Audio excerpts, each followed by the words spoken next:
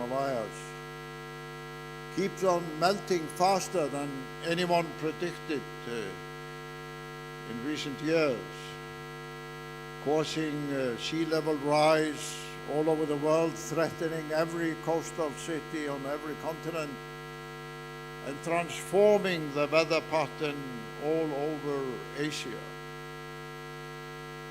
As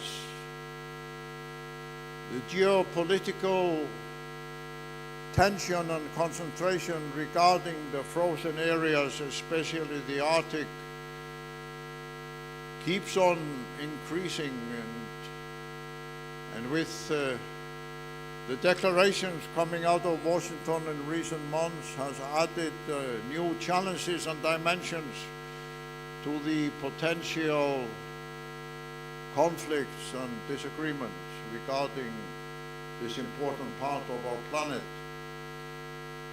And as the race for the resources, the rare earths, the minerals, the energy resources, the ocean resources all over the Arctic, this important part of our planet, which is indeed, although most people don't recognize it, the shortest distance between Asia, United States, and Europe, is becoming the focal point of how the world will move forward in the coming years. And it is at these historic crossroads that we come here together in Delhi for the first major international gathering in India on the Arctic. And we are especially honored to partner with our Indian friends in bringing this together and thereby signaling not only to the other Arctic participants, whether they are the Arctic states or the observer states, the European and the other Asian states in the Arctic Council, that India has indeed decided in a significant way to enhance its involvement and participation in the growing cooperations and the resolutions of how to deal with this important part of our planet and thereby map out a different future for the world. These are indeed, these very months and the coming times, the most crucial era that we have ever faced with respect to the frozen parts of our planet. And we are very honored to have here today with us many of the most distinguished participants in that cooperation, representing multitude of countries, as well as many new members of the growing Arctic family. We in the Arctic Circle also want to use this opportunity here at the opening to thank Ólafur and its president, especially Samir Saran, for the excellent cooperation and also for the visionary way that they have joined hands with us in order to bring this about. And seeing my old friend Ólafur here in front of me, I also want to thank him for being the bridge builder between the Arctic Circle and Ólafur some months ago. Without this cooperation between us and Ólafur, with President Samir and his people, this would not be possible. So I hope the Indian authorities and other leading organizations in this country realize from the product of our cooperation what we can do together. But let me also use this opportunity to thank the Ministry of Foreign Affairs and the Ministry of Earth Sciences for our cooperation in bringing this forum about, and especially because of my conversation over recent months with His Excellency, the Foreign Minister of India, who will be here tomorrow morning for a whole hour to answer questions about India's engagement in the Arctic, for his support in various ways for bringing this forum about. And in just 2 weeks' time, the Prime Minister of India will travel to Oslo for a meeting with the Nordic Prime Ministers. Our Nordic countries represent 5 of the 8 member states of the Arctic Council. And the fact that the Prime Minister of India will, so shortly after this forum, travel to Oslo for an extensive discussion is of great significance. I also want to draw your attention to the fact that here at the Indian Forum, the new Emirates Polar Program will be presented for the first time at a large international gathering like this on the Arctic. The arrival of the United Arab Emirates on the scene of polar cooperation is also of great significance. And following the statement by the President of ORF, the new chair of the Arctic Council, the distinguished Greenland diplomat Kenneth Høegh, will make his first policy speech after being appointed as the chair of the Arctic Council senior Arctic officials for the next 2 years. That in itself is also yet another significance of the importance of this platform. And with these words, I express again our deep thanks and gratitude to Samir, Saran, and all the people at ORF who have, together with us, made this possible, as well as the various Indian ministries and other Indian participants who have joined hands with us. Thank you very much.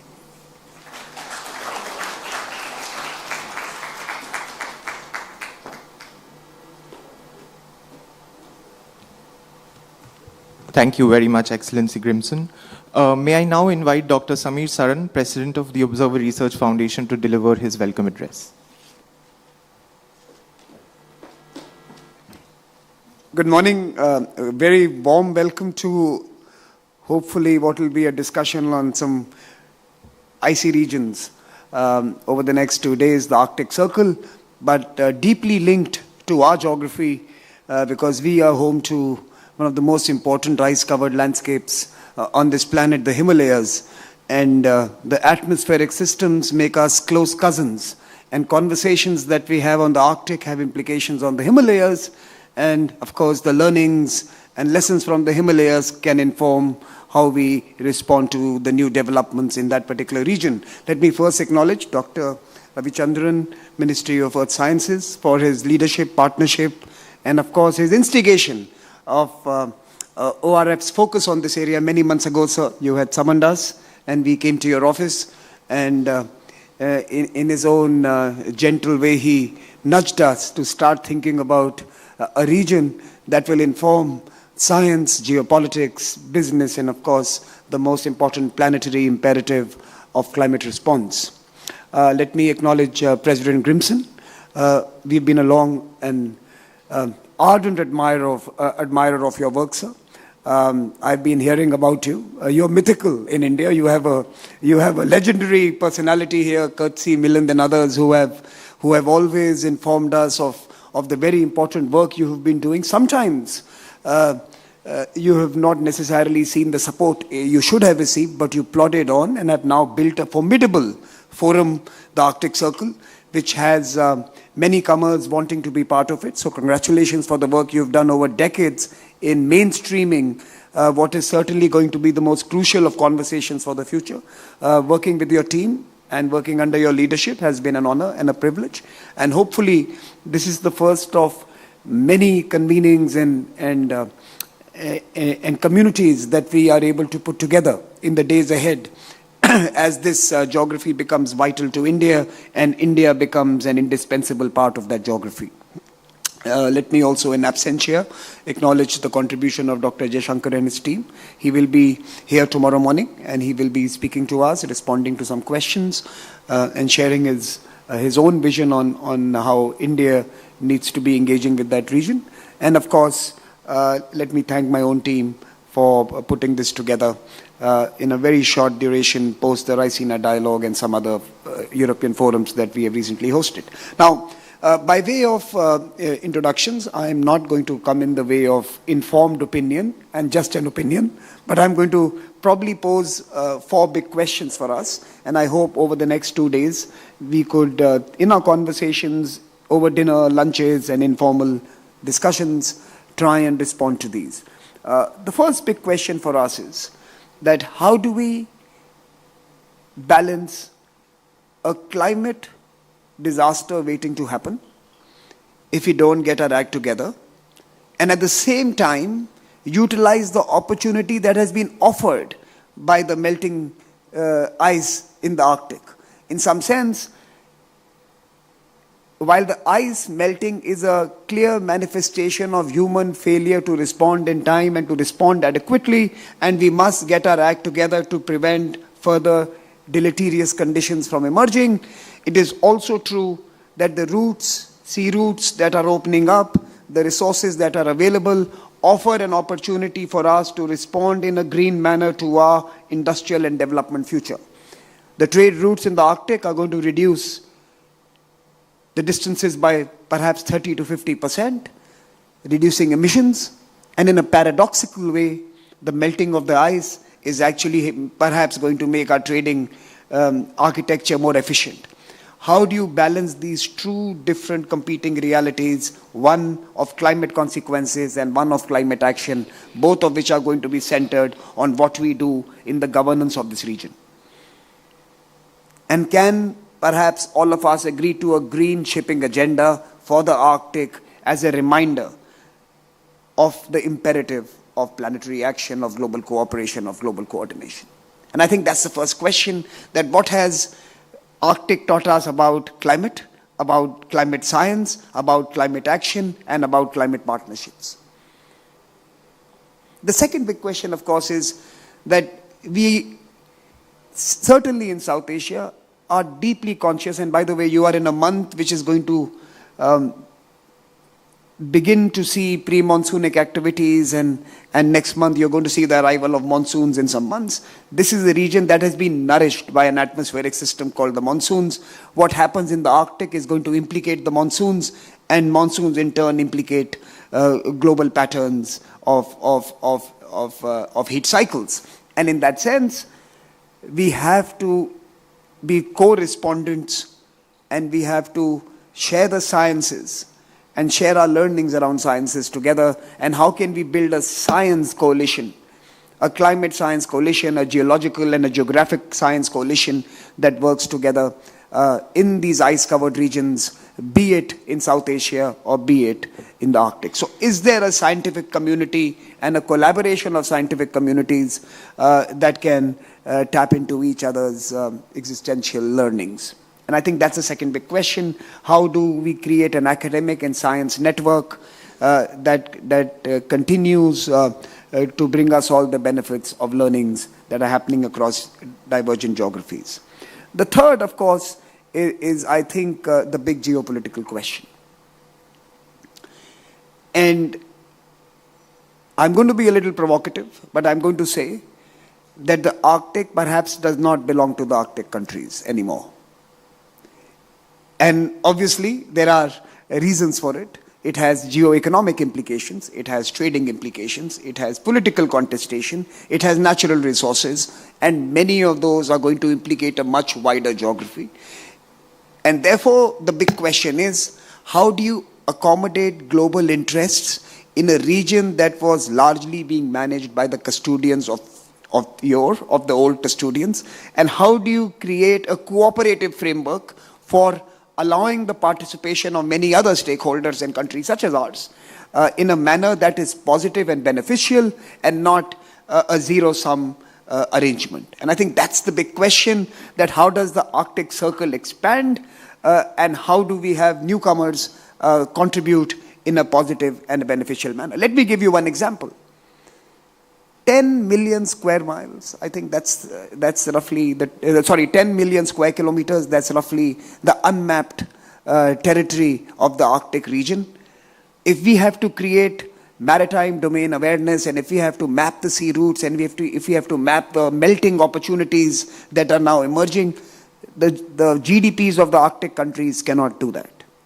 You would require global coalitions to invest in creating the maps of that region so that we don't create disasters related to shipping and cruise and other industries that are emerging in that region. And if we don't do it as like-minded countries, some of the illiberal regimes will do it for sure. So how do we build a coalition of like-minded countries, of liberal democracies that can pool resources and map that region and support the Arctic countries in ensuring that both the trade as well as recreational and economic activities in that region are kept safe? We cannot leave it to the Arctic countries to bear this burden, even though they may want us to. We will have to participate with them and lend a hand in a manner that does not destabilize the region, that does not disturb the ownership of the region, and yet allows a multi-stakeholder participation in its future. And I think that's the third question. How do we create a coalition of countries that are like-minded, that seek to serve some of the gains that we can achieve, and prevent the destabilizing impact of careless and random interference or intrusions? I think that's a big question for us, the geopolitical architecture. And finally, there is also, in many ways, opportunities, as we have mentioned, around business and technology. And in many ways, we have seen that in crises, the most profound innovations are discovered from the minerals and natural resources, from the potential 1/3 of all future natural gas reserves being available, to perhaps biosciences and medical sciences being beneficiaries of all that can be found. I think we also need to start looking at Arctic as ground zero of future tech. From space technologies to ocean technologies to climate technologies to biotechnologies. I think there is an opportunity here to rethink the business of Arctic and Arctic as an incubator for new businesses. How do we think about a new business coalition for that region beyond just the traditional shipping and energy activities? And how do we create an innovation framework in this particular region would be vital and could serve all of us in times to come. So I hope we can discuss some of these and perhaps in the days ahead work together to find answers to some of these big questions. But I'm so happy that India is hosting this conference. President Grímsson, thank you for giving us an opportunity. Thank you for imagining India as part of the Arctic Circle. And like I promise everyone, we are too many not to be in your part of the world soon enough. So we will be coming for you. Thank you so much.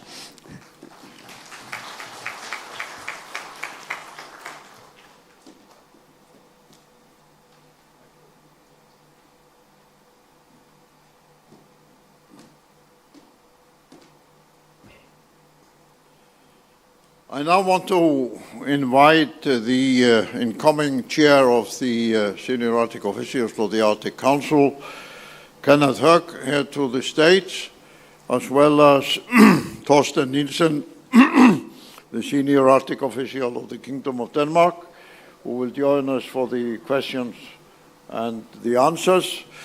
But let me also take this opportunity to thank Samir for his very interesting, visionary, and to some extent positively provocative statement here at the opening. I think he framed some of the crucial questions in a very open, honest, challenging, if I may say so, Indian tradition of putting things squarely on the table and inviting us to debate it in the democratic way. So thank you very much, Samir. So I will now invite Ambassador Høegh to make his statement, And afterwards, we will open the floor for questions. So please be prepared with your questions. I think there are microphones standing here, which you can, if you want, line up for them. But this is a great opportunity to both listen to and test out their plans and the vision for the incoming chairmanship of the Arctic Council. Kenneth.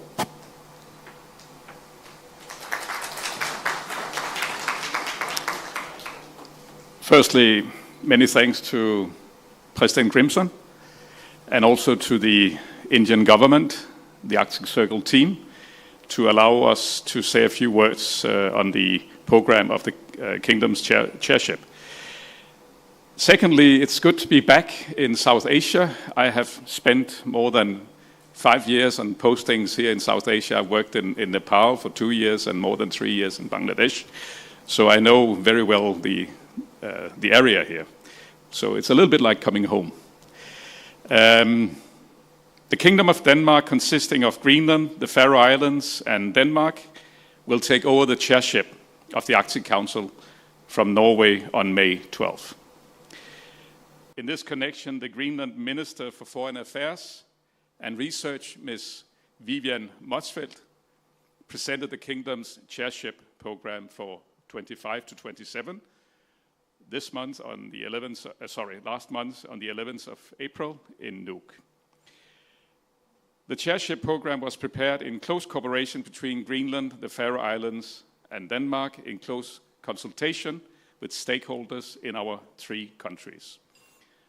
The Inuit Circumpolar Council, ICC, and the Faroese Institute of Marine Research have been particularly valuable partners and advisors in this process.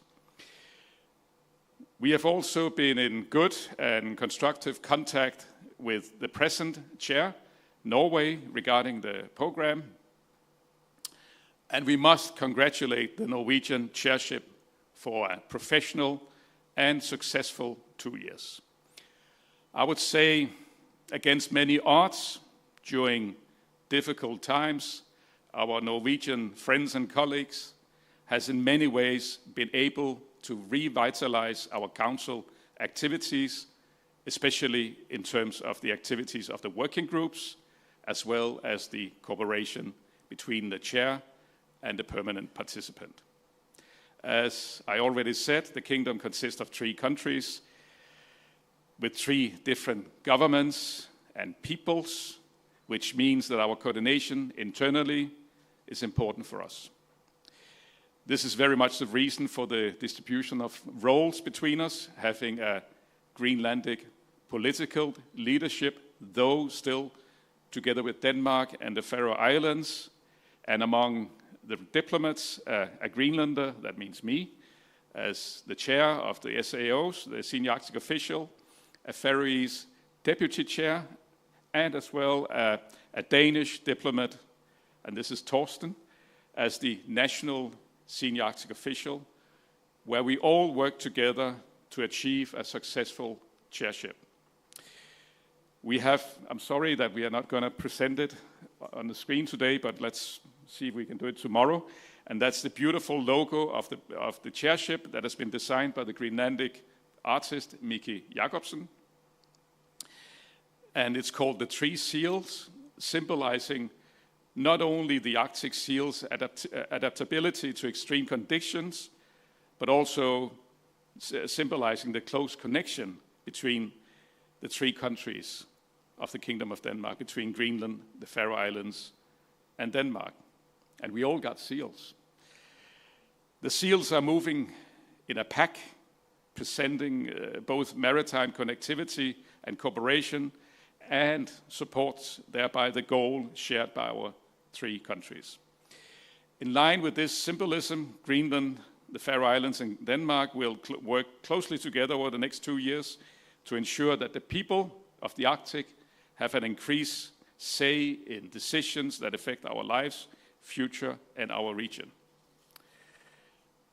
We have identified 5 priorities for the Kingdom's chairship program, all of which are reflected in the Arctic Council's strategic plan for 2021 to 33.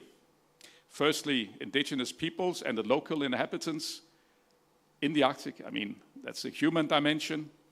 And then sustainable economic development and energy transition, the ocean, climate change in the Arctic, and last but not least, the biodiversity.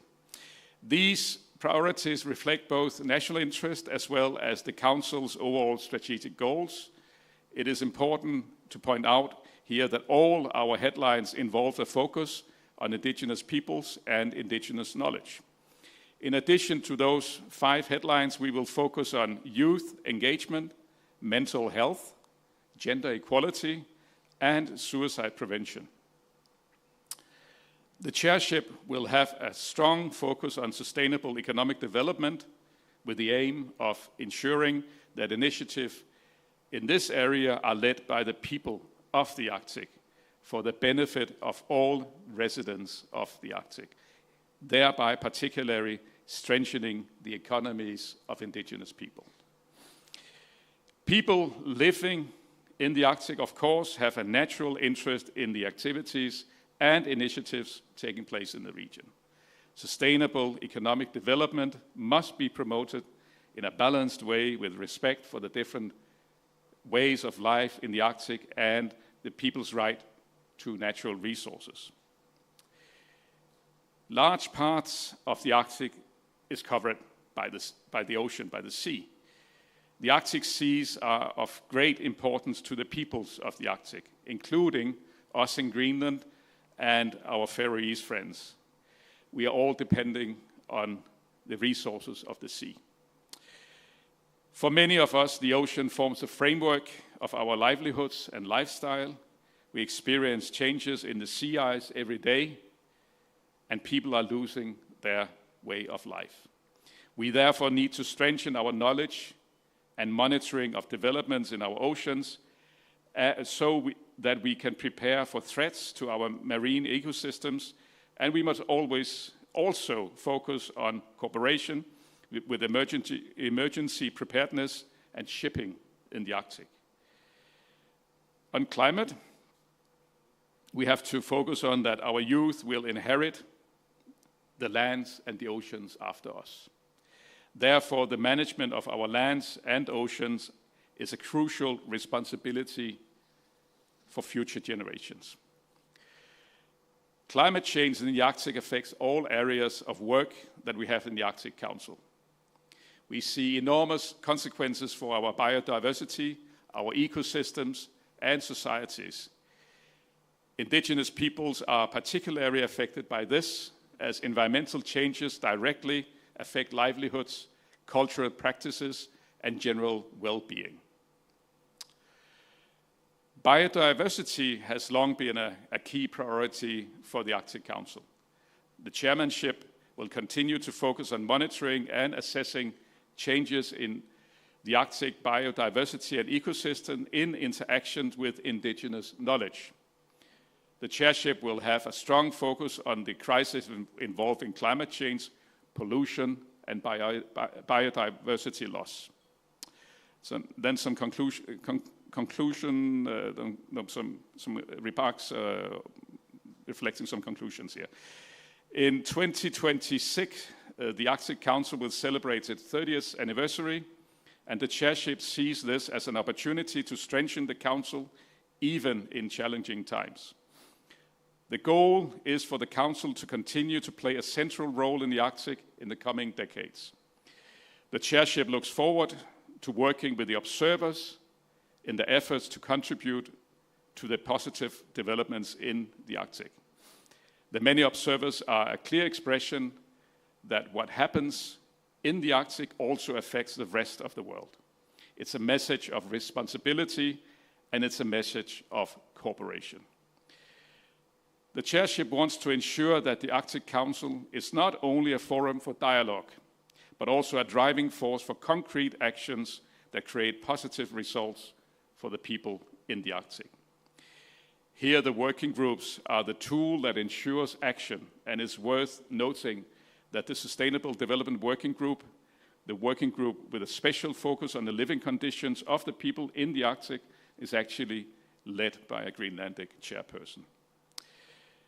It is therefore important that the cooperation that the chairship will continue to build will create a better future for the Arctic and for all who inhabit the Arctic. On behalf of the Kingdom of Denmark, the Faroe Islands, Denmark and Greenland, I look forward with equal humility and anticipation to work as a chair among the 8 senior Arctic officials and the 6 indigenous peoples organizations, as well as the working groups under the Arctic Council and the observers, to thereby ensure a successful chairship in which the cooperation is both developed and secured for the future. Thank you.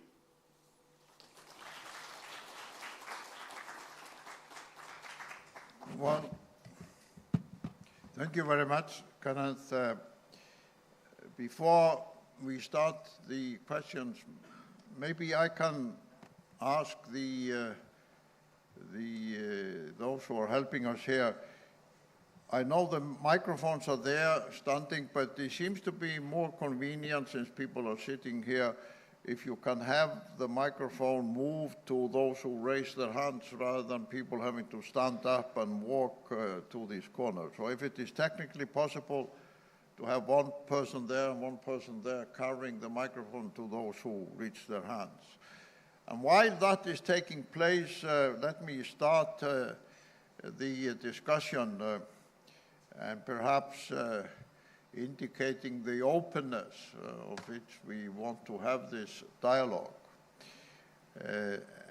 We all know how the invasion of Ukraine and the war had a momentous effect on the working of the Arctic Council.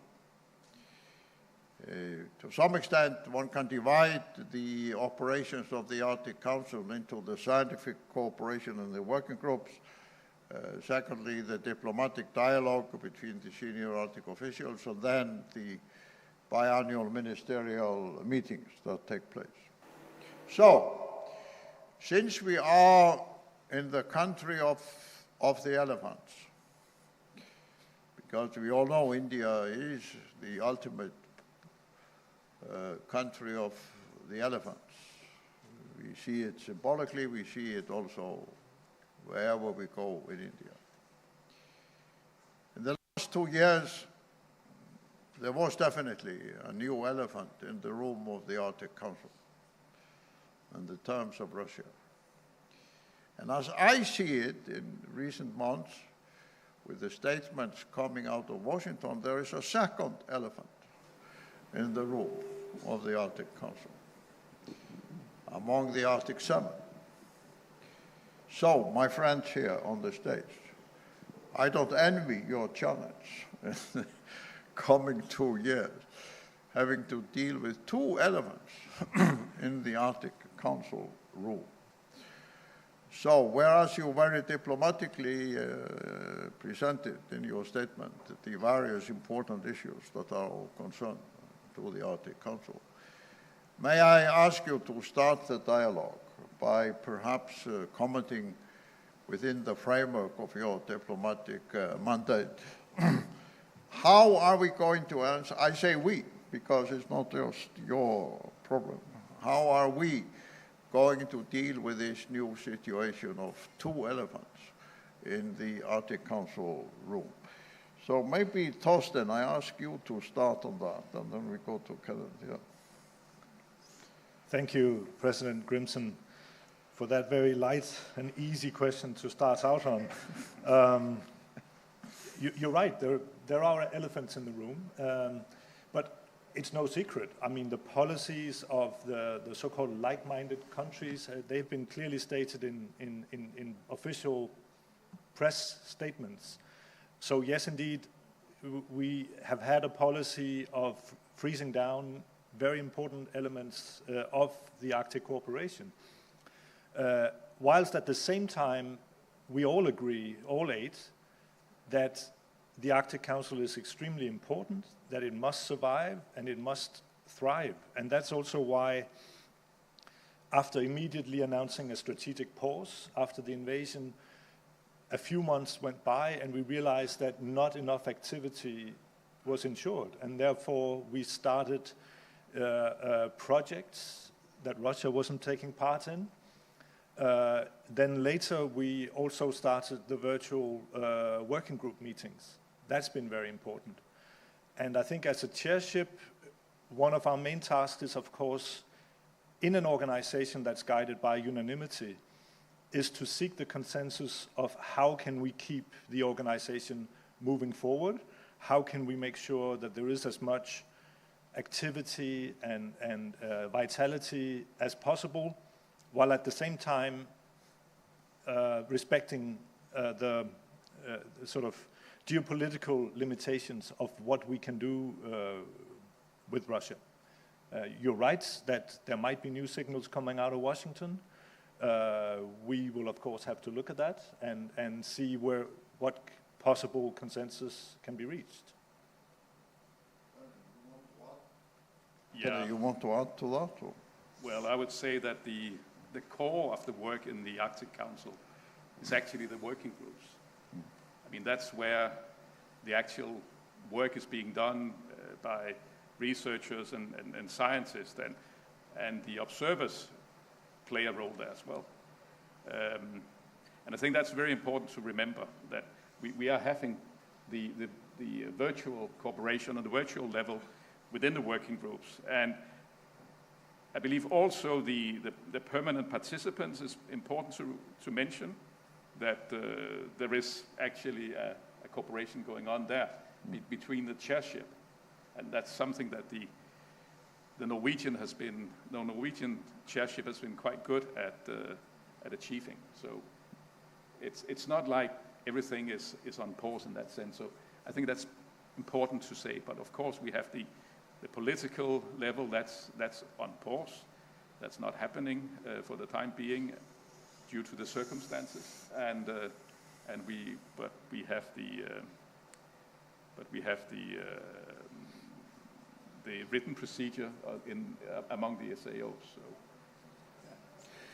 So following those remarks, since we have many representatives of the observer states here, not only from Asia, like India, Japan, Korea, Singapore, but also from Europe, is it right to interpret what you just said, that you see an enhanced role for the observer states in the working groups during your chairmanship in order to some extent counterbalance these crises? Can you comment on that, how you see the role of the observer states in this context?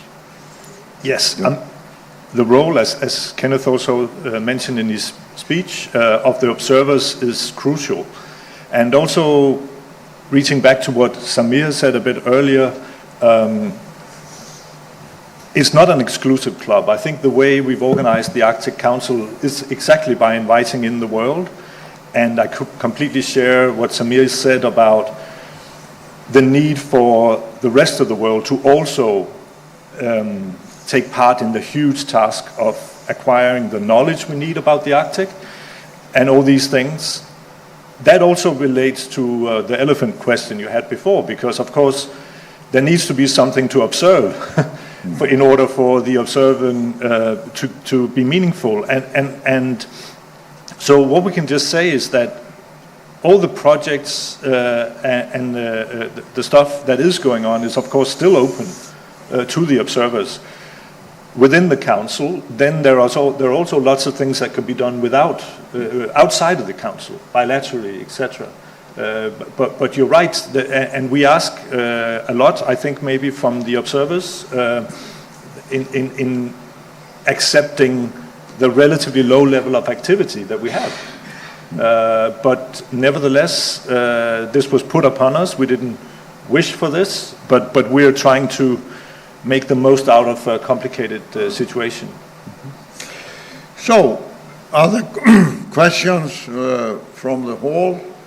Please raise your hand even while somebody is speaking here, so we can see that. And as you have witnessed from both President Samir and myself, this is a forum where you can ask any question you want, I mean, straightforward in any way. So let me also encourage you to raise your hands, and the microphone will hopefully, yes, yeah, and maybe you introduce yourself briefly, first there and then there, yeah. Hi, good morning. I'm Rahul Banerjee.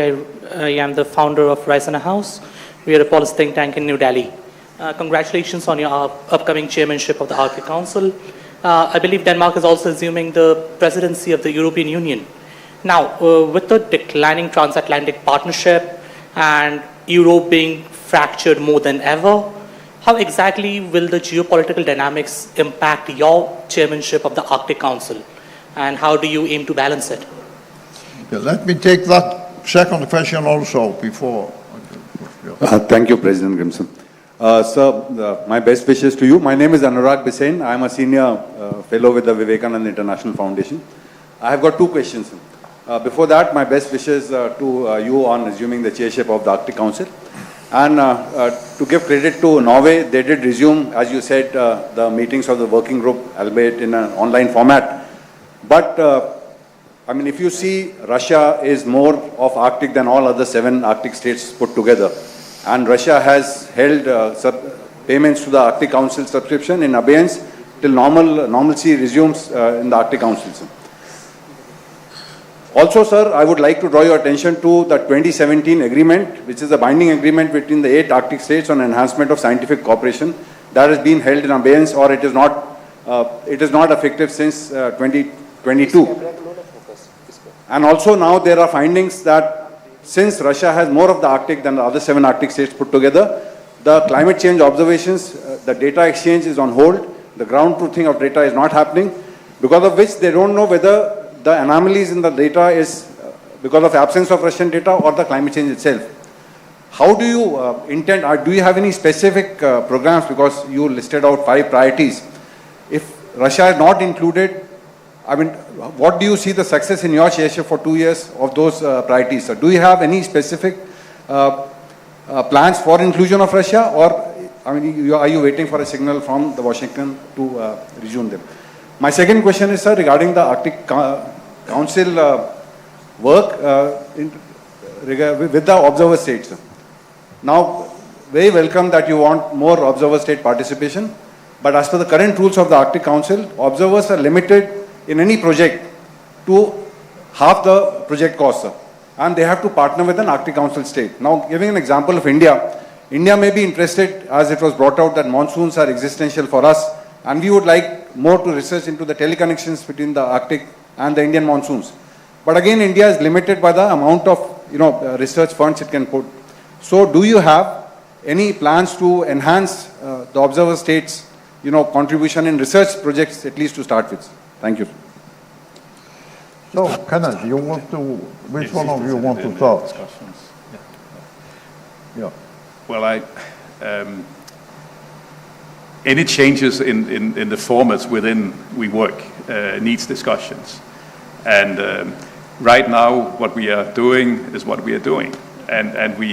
But of course, we are open for discussing, and this is also what we have seen under the Norwegian chairship, that we have seen especially the work in the working groups, that we have started the work in the working groups, and that has been very helpful. But I mean, it's all based on consensus. That's what we need. We need consensus. If changes is going to happen, when changes is going to happen, this is going to be based on the consensus among all 8 members of the Arctic Council. I don't know if you could supplement on the observers, please. Yeah. Just answering maybe the 2 complex questions together. Indeed, I mean, 2025 it's a diplomatic super year for Denmark. We're, as you point out, we're in the second half of the year with the EU presidency. We're also on the Security Council at the moment, so it's a big task for a small country. And the first question was into the difficulties of geopolitical balancing in this situation, and I assume what was behind it was the new administration in the US mainly. Just to be completely honest, of course, that doesn't necessarily help. I don't think that the Arctic Council is the most complicated place when it comes to possible differences of opinion between Europe and America, but within the Arctic Council, certainly the approach that's still not very clearly defined by the new administration in the US does not make it easier to move forward. But in some aspects it could. I mean, the Trump administration's attitude to climate change, for instance, might make it more difficult. Their position vis-à-vis the Russians might make certain things easier. And that leads me into the other question about Russia. Fully agree that Russia is the biggest and most important single Arctic state, and the Council was exactly created to enable cooperation with all the Arctic states, and Russia is just the biggest by any measure, you know, population, coastline, area. Nevertheless, we still have made the decisions that we have, and we of course have to work with whatever we can do, but that is a difficulty, and there's no easy solution for that. In terms of input to changes, that's how I hear you in how the observers could contribute. We're happy to, you know, hear what all the observers have to say about this. For instance, I see our Polish colleague in the back there, who's hosting the so-called Warsaw format, and we're going to meet in September in Poland to get the inputs from all the observer states. And we will, of course, listen to what they have to say. I think, as a general disclaimer, I would say it's probably hard to make major changes in this situation that we're in. It's complicated. Sorry for the long answer. Okay, so there's a question there and then another one here. So let's first go there. Lady, please. Yes. If you can introduce yourself. Yes. No, first here. Yes. No, yeah, that's the second question. That will be the second question. Then the first question, yeah, please. If you can introduce yourself, please. Morning. Congratulations for chairship. My question is related to indigenous people. And so your first commitment, what you reiterated just now, that indigenous people were one of your priority domains. But I just want to bring in here that you do have something in 2004, the AHDR, and then one in 2014. And there are also complexities that you write in your report that talks about not really being able to identify ethnicity of the indigenous people. It's in your report. And so indigenous people in Finland, Sweden, Norway, and even Russia is about 4% of the population, while in Greenland, 90%, in Canada, 50%. And we don't really know what these, I mean, there is no AHDR. So what is the limitation? Why we don't have the AHDR? What are the data constraints? If we are working towards, if the Arctic Council indeed is working towards the betterment of indigenous communities, why aren't we having data? Yeah. Okay. You want to comment? No, I didn't quite get it. Okay. So can you perhaps summarize it in a clear way so Ambassador Høegh can... Yeah, AHDR, the Arctic Human Development Report, we have from Iceland that comes out. So there are two, one 2004, the other is 2014, and then thereafter there aren't. So we don't know the status of indigenous communities in the report, because you have ethnicity issues also. So Sami, or for Inuit for that matter, we do not know the data related to that. If indeed climate change is impacting these populations, where do we go for understanding that? So it's really a comment. I mean, I find it extremely important that these figures are pretty clear and up to date. So this is something that I would like to note, and I think we should just remember that there's work that hasn't been done that we should have a thorough look at. I don't know if Torsten, if you would like to. So thank you so much. Thank you. Okay, there's a question here in the middle.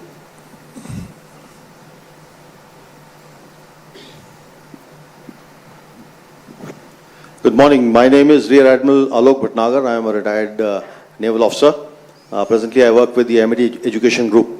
Firstly, President Grímsson, congratulations on setting up the Arctic Council and running it for so long. The stellar leadership is quite apparent here.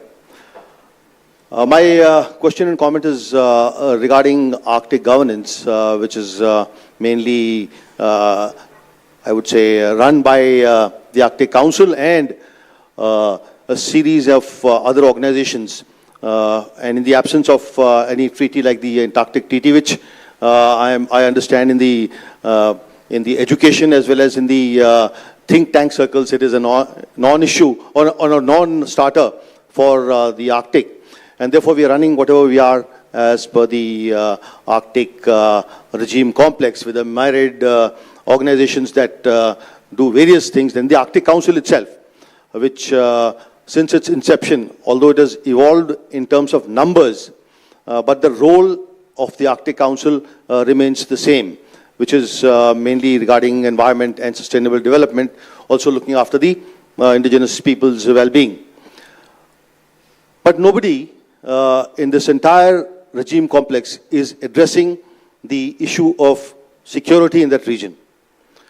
So while all the development that is happening, sustainable or otherwise, and the availability of natural resources is creating tensions, that is very well known, and it may eventually lead to some military tension there, and there has to be an organization or a part of the Arctic Council that should address that issue.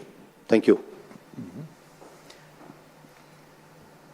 I would say that that's actually one of the foundations of the Arctic Council, that we are not dealing with security issues, because that makes it possible. I would say it actually makes it possible to discuss all the rest. So I think it's probably a good idea not to involve it, because then we can concentrate on these issues that is so crucial for us as well. And then, I don't know if you would like to. I agree that there is a growing concern over security issues. Completely agree with Kenneth that I think one of the main reasons for the success of the Arctic Council is the fact that we left out security questions. And that does not mean they don't exist. The Arctic NATO allies are prioritizing security more and more. Also within NATO, there is a growing focus on that. Our national position, and we share that with our friends and our allies, is that we want to ensure that the Arctic is secure, but we also want to do so in a non-escalatory way. But let me just remind you that Russia started a military build-up in the region roughly 10 years ago. There's an increased long-term Chinese interest in the region. But we should also keep our heads cool in the sense that there still is very limited military presence and activity in the Arctic, and the North Atlantic is a different issue. But these are not matters that I believe can be handled in the Arctic Council. Well, yeah, okay. I just want to follow a little bit up on this Arctic security thing. Did you want to do that? Okay. You want to have a question on the security? Yeah, okay. Thank you, President. My name is Petter Võrmki. I'm Finland's Arctic ambassador. I just feel a responsibility to insert a little footnote to what my two dear colleagues said when they referred to the Arctic Council not dealing with security issues. The Arctic Council does not deal with military security issues, but the Arctic Council does deal with the whole range of other security issues, ranging from climate security, environmental security, human security, food security, health security. The Arctic Council even has a dedicated working group on emergency preparedness, prevention, and response. In the context of the Arctic Council, the Arctic Coast Guard Forum has been established. In the context of the Arctic Council, the EU-Arctic Network has been established, which addresses several security-related issues. So I think it's important for the wider audience to make a difference between the concept of military security and then a wider security, which is a very important issue that the Arctic Council does address. Thank you. Thank you. Kenneth. Yeah, and during the last few chairship, the Council have moved more and more in the direction of the human dimension in the Arctic. And this is something that we are looking further into in our chairship program. I mean, the development of the economies within the Arctic, among indigenous peoples and among the inhabitants of the Arctic, that we are having a stronger focus on that. Let me, yeah, okay. May I just, thank you, Petri, of course, fully agree that this is important to note. I think also the very existence of the Council originally is something that provides better conditions for peace and stability and security, because we cooperate with Russia on a number of issues that are important to us. Yeah. So let me use these final minutes to raise two other issues. But before I do that, yes, both of you, as well as the distinguished Finnish Arctic ambassador, are absolutely correct in terms of describing what has been the situation so far with respect to the Arctic Council and security, especially military security. But, as we have observed in the Arctic Circle Assembly, now for 3 years, Admiral Bauer, the chair of the Military Committee of NATO, has eagerly accepted invitations to come to the Arctic Circle Assembly, actually initiating himself his first appearance following our encounter at the München Security Conference. And now his successor, the new chair of the Military Committee of NATO, has already expressed his interest in coming to the Assembly to follow his predecessor, to make a speech as the new chair of NATO's Military Committee. So, to our surprise, and it was not our planning, the annual Arctic Circle Assembly has become a platform for the chair of NATO's Military Committee to address the Arctic gathering. Of course, we will accept the new chair of the Military Committee of NATO to come. So that is the reality that we face in the Arctic Circle in planning the Assembly. And also, I think we cannot overlook the fact that now all the so-called Arctic 7 are NATO members. So different from when the Arctic Council was formed on the policy of what you correctly described as not a platform to discuss security issues. The Council now formally consists of 7 NATO members and Russia.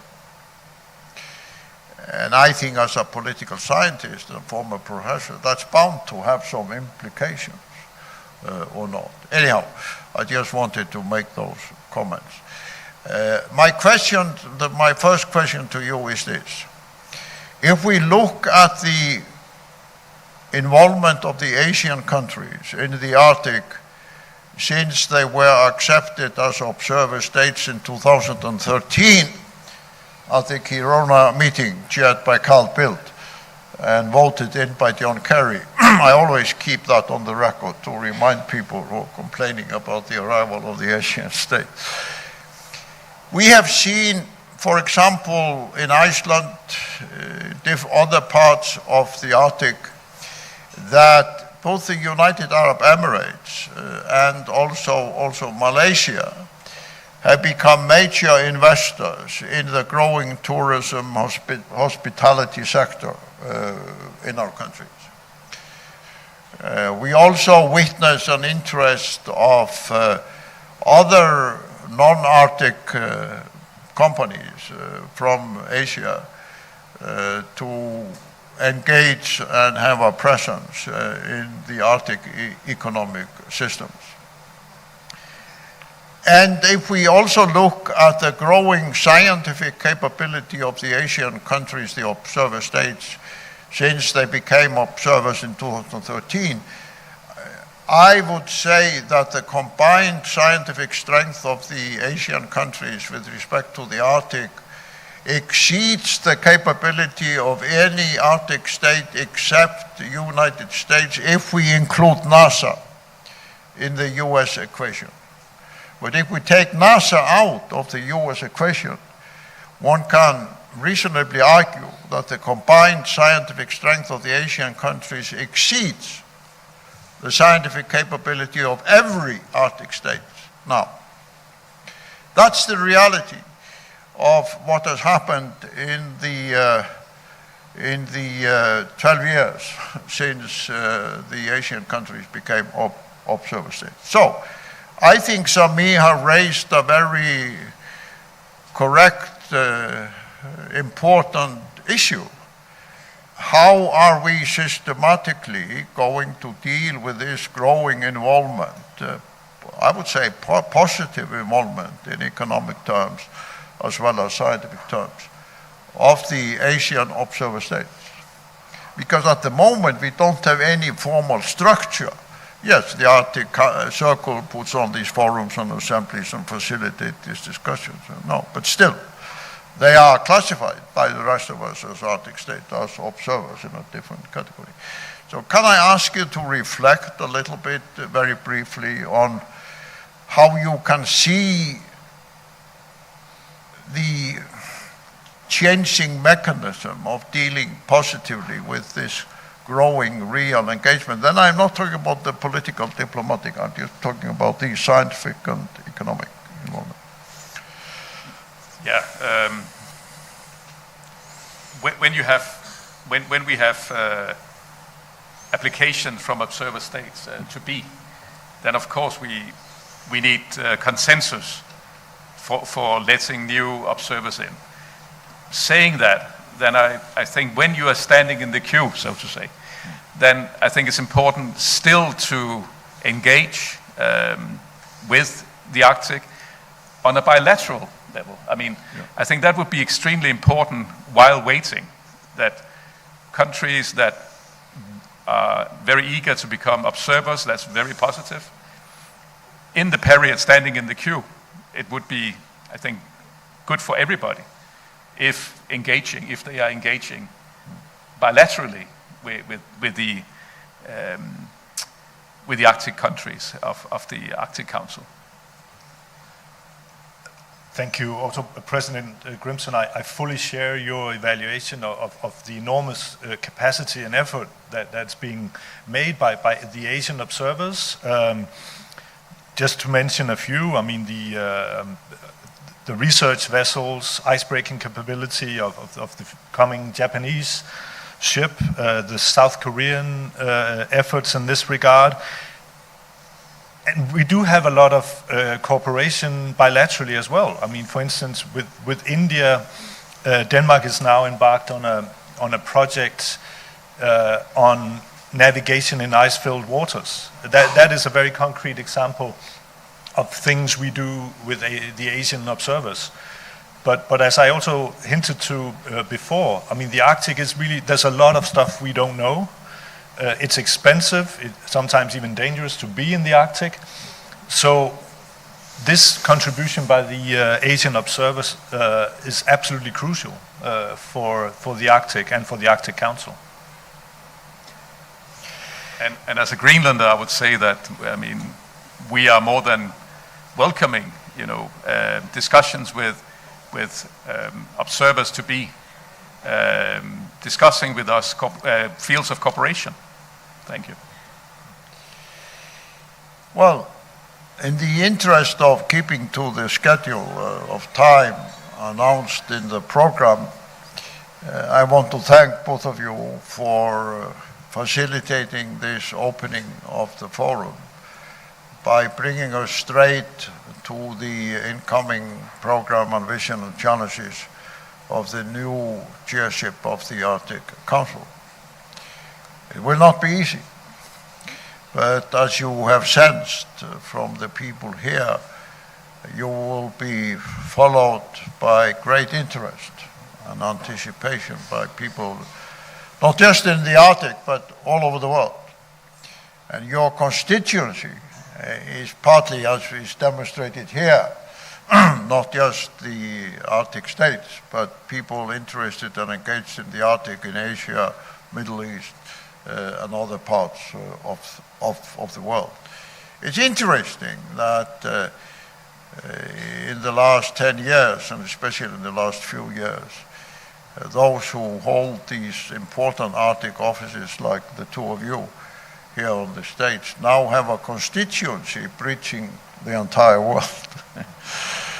And how we cope with that is something that we hope here today and tomorrow at the Indian Forum will learn some important lessons, because we are all in a new territory. We're all in a new territory. And how this journey succeeds will impact the entire world. So thank both of you very much, especially Kenneth, I want to thank you at the time where you have to move your family from Washington to Copenhagen and Nuuk, and time is very precious. You still made the effort to join us here in India so early in your new responsibilities. We will now have a short 10-15 minutes coffee break, but then the session will directly follow this last discussion here on the stage, where we will talk about the future of the Arctic with a perspective from the Asian states, and then the perspective from the Arctic and the European states. And those problematic challenges will directly follow the final part of our discussion here on the stage. So thank you very much, and now we can all refresh ourselves a little bit, but we will start punctually at 11:30 for the next session. Thank you.